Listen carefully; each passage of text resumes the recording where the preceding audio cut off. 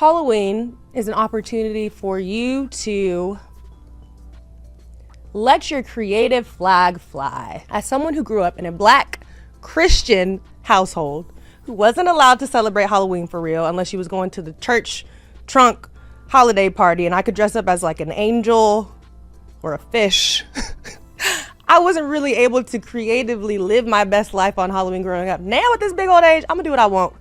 I'm gonna show a little skin and I'm gonna shake a little ass. And that's what happened this Halloween, honestly. Like, as with anything, I think that people will try to project their own narratives, right? But for me personally, I am, and I think it's very important to say this in this moment, I am not in the business of tearing other women down. I am in the business of celebrating them. And for me, this moment was about celebrating an icon in my culture, someone that I have listened to since I was very, very young, whether it was in the car with my mother, whether it was me in high school when I was stealing my mom's CDs, right? Because we used to have CDs, y'all. Stealing my mother's CDs, playing it in my whip on the way to high school. Or even now, Toni Braxton, He Wasn't Man Enough for Me is honestly in my Spotify rap, Apple rap music, top 100 every single year. It is a classic, it is a banger. I love that for many, they forgot about it and they're being reminded of it. I love that y'all are streaming it. I love that you are going and watching the video because, oh my gosh, the video is a classic as well. Please go watch the video because it's a gag. It is a gag. Y'all, also, if you listen to the lyrics of the song and then you watch the video, storytelling at its finest. And you might be surprised at the ending as well, okay? Clock that, babe. But yes, shout out to Toni Braxton. You guys, she commented on my post. And I feel like that in itself, I feel like I won Halloween. Cheers to Halloween 2025. Hey you guys, welcome back to Nicole Reports. So it has been getting cringier by the moment with this whole ordeal with Kayla going against Taylor. We were rooting for you, Kayla, but now I have second-hand embarrassment as she tries to backpedal on everything she was standing on Halloween. Take a listen. Yeah, you guys, by the way, I'm dressed as Toni Braxton from He Wasn't Man Enough for Me. Iconic moment, 2000s legendary record. Let me tell you something about this song. I've been listening to it since it came out. I have a very specific memory about it growing up. I had a white best friend, her name was Taylor, and her mom's name was Pam. And she was the only house that I could go over to as a kid because my mom didn't play them type of games. And I specifically remember driving home from private school in my little uniform in the back of the paddy wagon with Taylor. Paddy wagon. And her mom was playing this song, playing at the top of her lungs. And it was just like an aha moment that, wow, white people listen to Black people music as well. Okay, now Kayla, you know dang well that story you just told with a girl named Taylor, when you're in a feud with the Taylor Swift, it's just really hard to believe. And it sounds like you're backpedaling a little bit. But however, the Swifties went to your old Twitter account and she looks like she might be a racist. That's what people are calling her because of these old tweets where she's coming for a group of people. But there were a lot of tweets about Mexican people. And for whatever reason, in 2010, she has a tweet where she comes for Vanessa Bryant, which is Kobe Bryant's wife.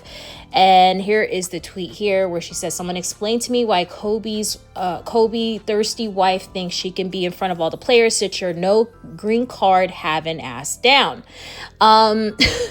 I don't know. She had some type of beef with Vanessa back then. I'm not sure, but it just seemed like the most random tweet. Like Vanessa really doesn't involve herself in any drama, so it's like for her to come. And then also she is a Kobe Bryant fan, like a lot of people are. She even posted on her Instagram this video that you're watching right now, where he is walking with his wife and she's like rooting for Kobe. In the background, she has this picture of Kobe Bryant and his wife.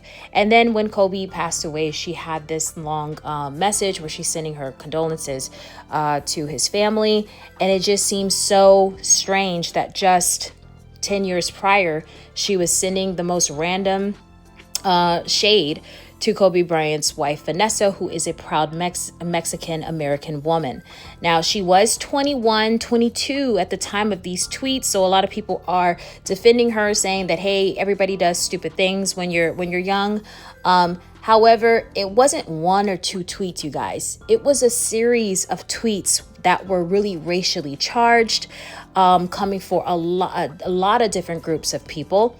And I don't want to show the tweets here. They're very disgusting. I'm not going to show them in this video. You have to go and see. But Vanessa Bryant is a proud Mexican American. She just recently was talking about ICE and what they're doing and taking a lot of the immigrants in Los Angeles. So she's been advocating against that. And so it's a coincidence that these old tweets were brought up as that just happened. Kayla, girl, this does not show you in a good light at all. In fact, I have to withdraw my support for you. I do not condone that on my platform at all. And as a Black woman, I can say I'm very disappointed, especially the fact that you were trolling people about not wanting to vote for Trump. So it seems like you might be MAGA on top of that, which is very on brand if you're going to be racist. Now, this is all allegedly. She has not came out and said that she feels this way. I actually think she did an interview and said she does have old tweets that she's aware of. However, if you knew that these tweets were offensive, why didn't you go and delete them?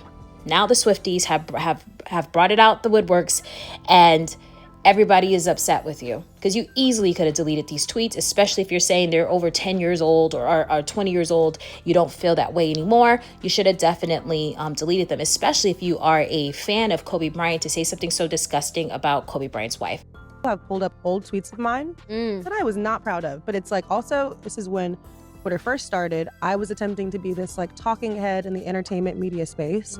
I was working at places like TMZ and like Oprah Winfrey Network. I was like in the thick of it. Yeah, girl. But it was like in that era, in that time, that's when fashion police was a thing. And like people were on E-News, and you're ripping people for the art of entertainment. Listen. And I'm getting on Twitter doing that. So if you go and pull up those old tweets, it's like, God, she was a bitch. And like, kind of, honestly, I did feel like a bitch, and which is why I quit working at TMZ, because I didn't like how it made me feel. But I do think, like you said, you have to give people a little grace. Yeah. We all make mistakes. Yes. Everybody has those days. And I'm not ashamed. I'll own up to it now, too. Like, what I said back then is not how I feel now. It's not how I think now. I don't subscribe to that thought process at all. I'm sorry. And I'm sure the girl that got kicked off Love Island is sorry, too. So you guys let me know what you guys think about all this. Don't forget to like, comment, and subscribe. See you in the next video.